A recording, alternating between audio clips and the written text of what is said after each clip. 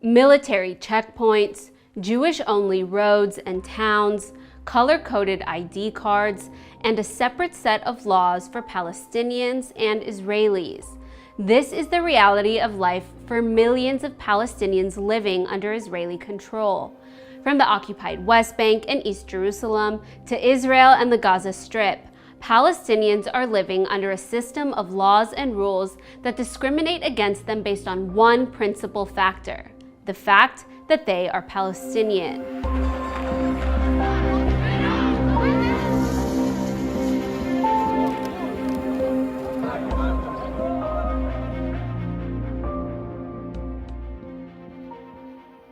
It's a reality that many have likened to apartheid South Africa, where the colonial white minority ruled over the indigenous black population through institutionalized racial segregation.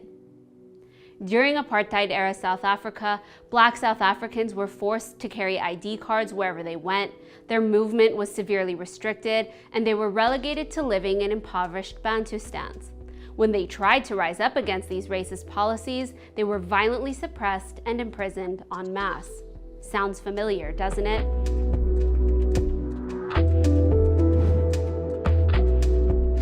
So what is apartheid?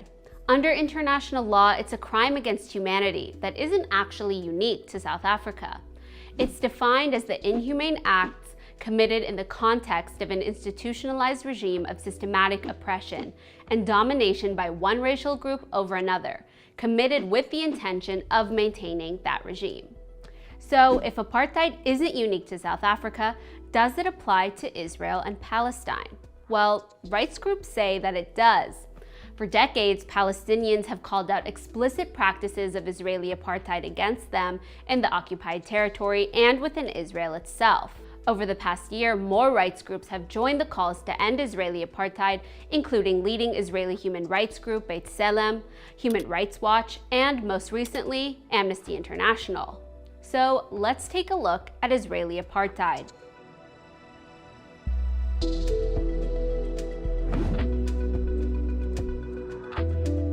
While Israeli apartheid manifests itself in many different ways, it can be easily understood through geographic location. Since 1948, Israel has divided and carved up historic Palestine into different units, all under a certain degree of control by the Israeli state. Even in places like the West Bank and Gaza, where the Palestinian Authority and Hamas maintain certain levels of bureaucratic control, everything else is controlled by Israel. From the borders and population registry to essential resources like water and electricity. There are an estimated 7 million Palestinians and 7 million Jews living in the area between the Jordan River and the Mediterranean Sea. Jewish persons can largely treat the entire territory as one and are free to move between its borders and live with full rights wherever they choose. Palestinians, however, face a very different reality. Palestinians have largely been split up into 5 major geographic locations. Israel, the occupied Palestinian territory, which includes East Jerusalem, the West Bank, and Gaza, and the diaspora, where millions of Palestinian refugees live in exile, banned from returning to their homes. In each of these places, Israel maintains a set of laws that favor the rights of one set of people, Jews, over another, Palestinians.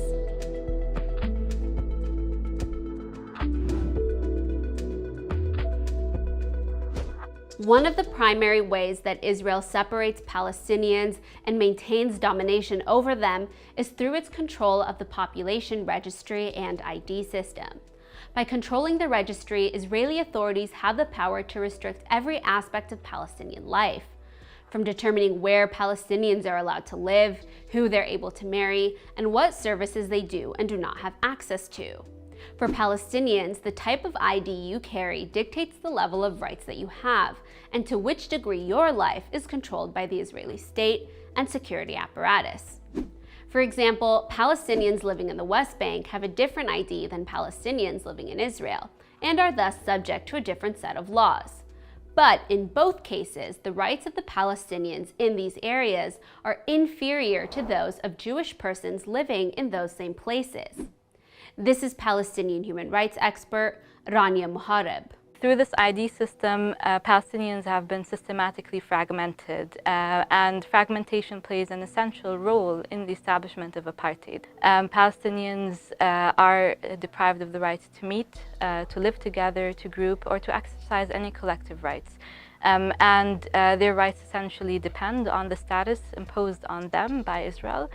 You can think about it like a tiered system, where the lower you go, the less rights you have.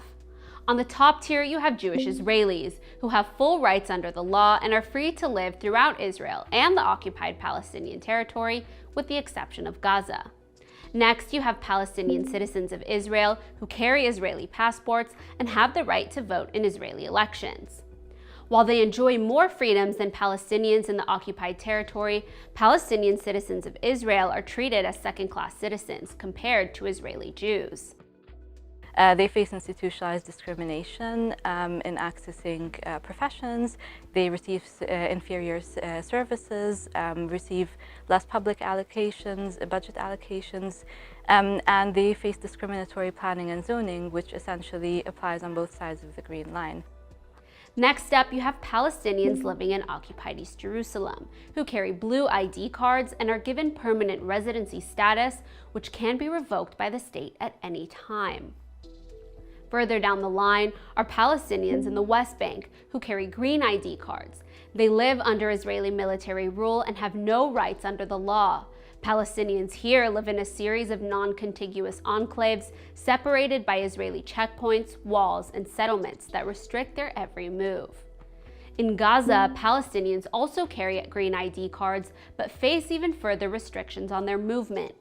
Since 2007, Israel has upheld a land, air, and sea blockade that has crippled Gaza, making it uninhabitable as of 2020, according to the UN. Lastly, come Palestinian refugees living in exile, who have no form of ID and are barred by Israel from returning to their historic homelands. By looking at the situation in such a fragmented manner, this also serves Israel's apartheid regime of dividing Palestinians and preventing them from exercising collective rights.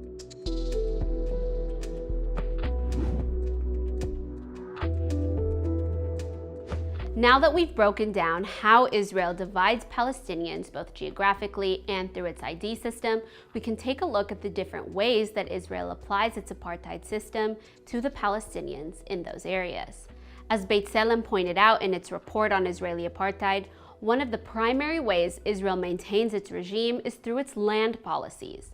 Israel largely treats land as a resource that serves to benefit the Jewish people. At the same time, the state uses restrictive policies to corral Palestinians into small enclaves through the expropriation and confiscation of their land. Even when you look at who has the right to build on the land, that right is almost always reserved for Jews, not Palestinians.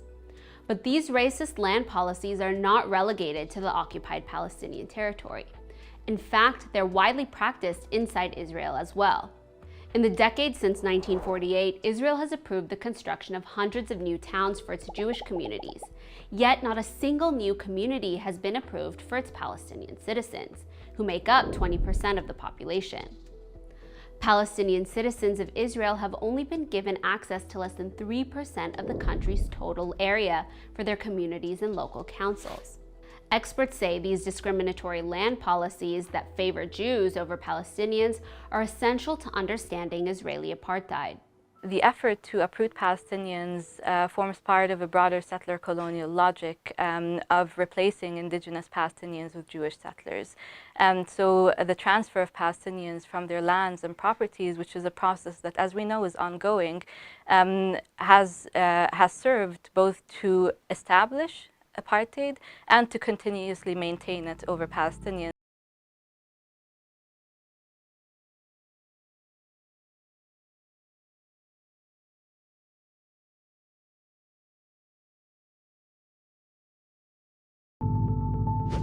To see these harmful policies in action, one has to look no further than the town of Is.ra.el, a small fishing village in northern Israel and the last remaining Palestinian village on the Mediterranean coast outside of Gaza.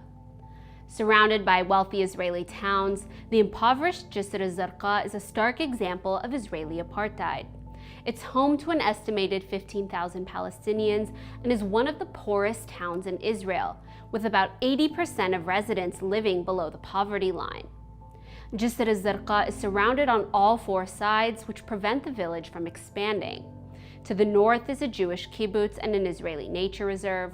To the south is the upscale Israeli town of Is.ra.el, which was built on the rubble of a Palestinian village in 1952. It's home to former Prime Minister Benjamin Netanyahu and boasts upscale amenities like a golf course, harbor, archaeological site, and an industrial business park. To the east of Is.ra.el is Highway 2, which was constructed by Israel in the 1960s and cut the residents of the town off from hundreds of acres of their historical farmlands. And to the west is the Mediterranean Sea.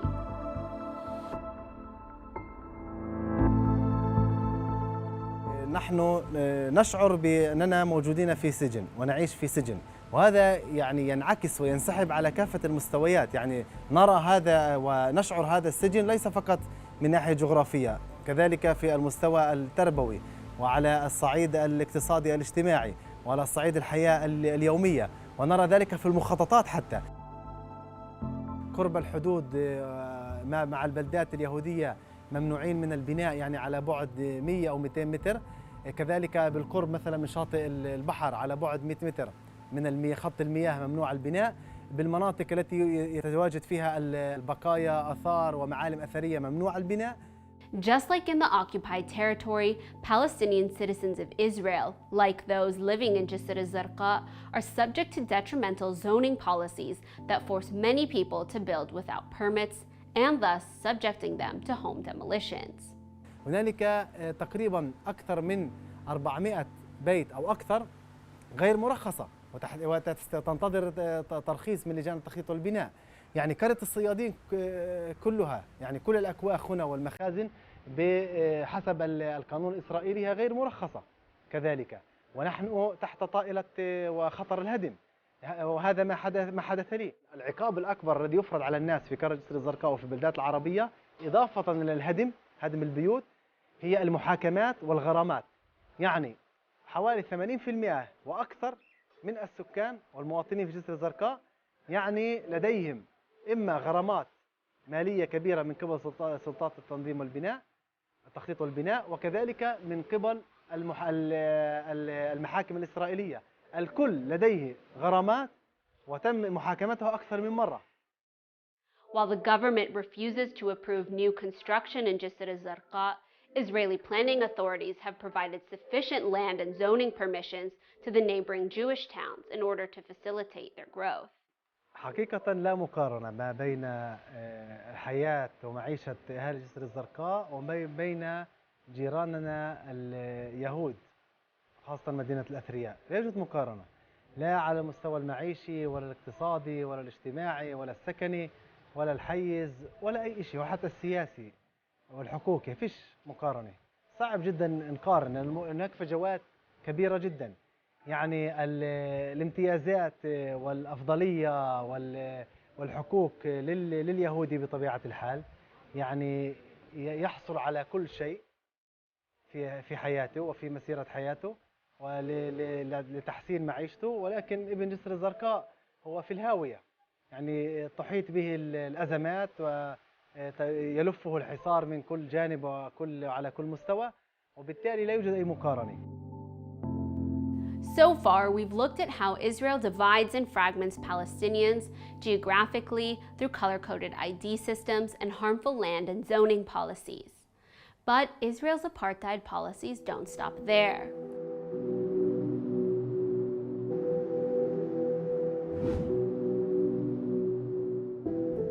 Another way that Israel separates Palestinians and maintains its domination is through citizenship and immigration laws, which, once again, favor Jews and discriminate against Palestinians. After the Nakba in 1948, Israel expropriated hundreds of thousands of acres of Palestinian land and gave it to its new Jewish citizens who came from around the world. At the same time, it instituted a number of laws that prevented the Palestinians who it had made refugees and their descendants, who now number over 5 million, from ever returning to their homelands.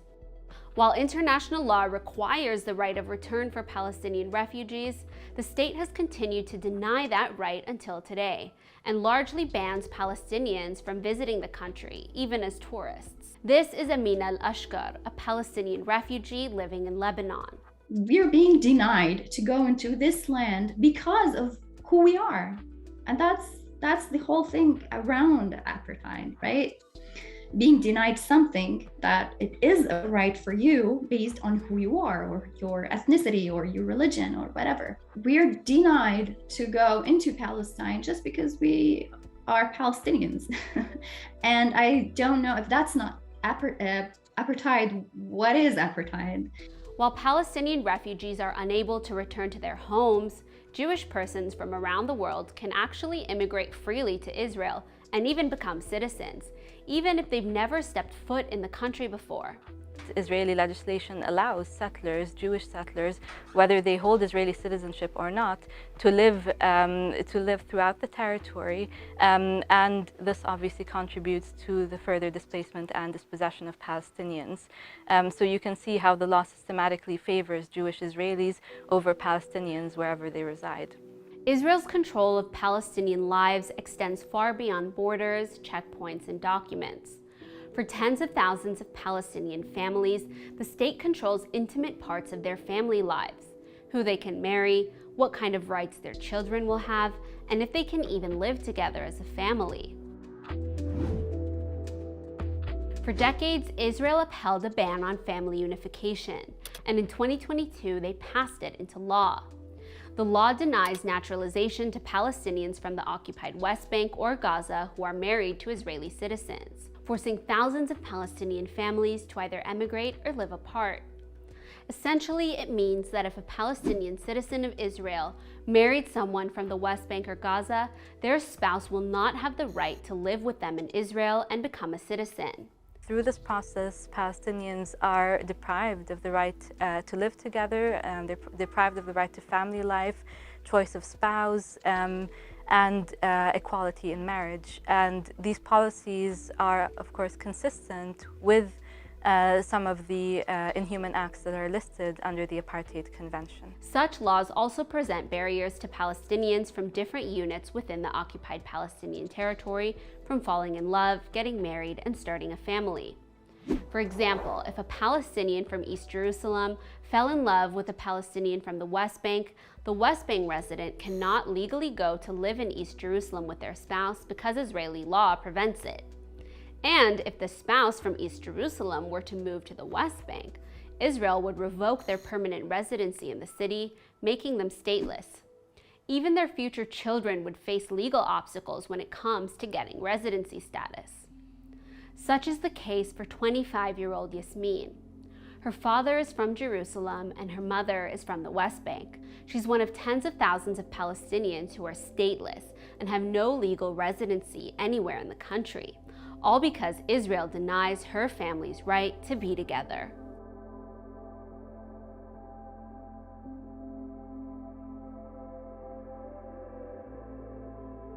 انولدت لأم بتحمل هوية الضفة ولأب بحمل هوية القدس، وتسجلت في الداخلية الإسرائيلية على حسب هوية أبوي، وبعدها اكتشفنا إنه اسمي انسحب من السيستم، وإحنا لهلا بنحاول إنه أرجع اسمي، وحاطين محاكم وفي محاميين وبطالب إني أخذ هويتي.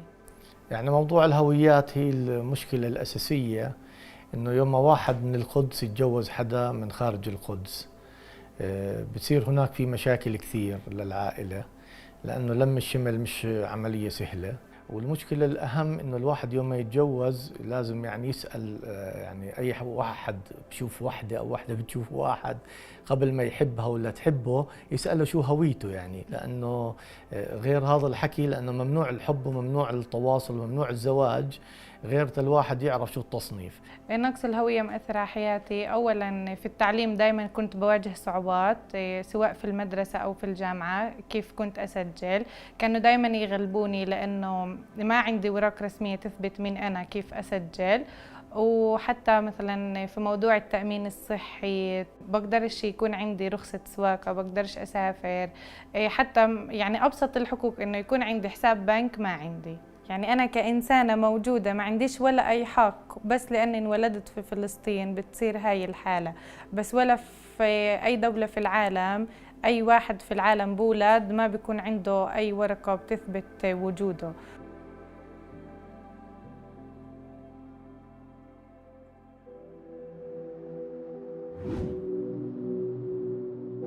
In this video, we've taken a look at how Israel imposes apartheid on Palestinians in every aspect of their lives and wherever they live. Whether you're a citizen of Israel or a resident of Gaza, so long as you are Palestinian, your rights are inferior to the rights of Jews. Beyond its ID system, land, citizenship, and immigration policies, Israel continues to oppress Palestinians every day in the form of home demolitions, arrests, imprisonment, and extrajudicial killings. Even when Palestinians try to challenge Israel's apartheid policies, they are criminalized and attacked by the Israeli government. When we talk about a system of apartheid under international law, we're talking about a series of human rights violations that are committed with a specific intention. And that intention is to maintain racial domination over a group. In this case, Palestinians are systematically deprived of their rights, both collective and, in many cases, individual rights. So now that more human rights groups are joining the call to end Israeli apartheid, what comes next? At the end of the day, apartheid allows Palestinians to better articulate the nature of the oppression that is imposed on them as a people. And through that, collective action can be taken to counter this institutionalized oppression.